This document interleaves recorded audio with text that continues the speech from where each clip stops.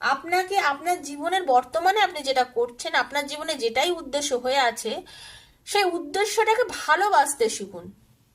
বিশ্বাস রাখতে শিখুন যে এটা আমার জীবনে ঘটবে, এটা আপনার জীবনে ঘটবে। এবং এই জীবনে আপনার এটা ঘটছে কিনা জানতে গেলে আপনি আকাশ দেখুন,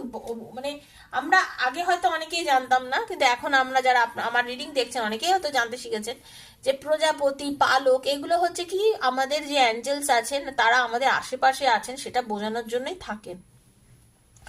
একটা ফুলের কাছে মধু তো প্রজাপতি থাকবেই, কিন্তু আপনি হঠাৎ করে এমন একটা জায়গায় প্রজাপতি দেখলেন যে জায়গাটা প্রজাপতিটা আসার কোনো কারণই নেই, মানে আপনি অবাক, যেখানে পাথর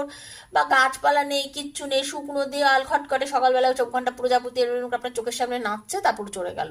তার মানে কি, কিছু আপনাকে অবশ্যই বোঝাতে এসছে। আপনার মনের সংকল্পটা যে সঠিক রাস্তায় গতি নিতে চলেছে সেটা কিন্তু আপনাকে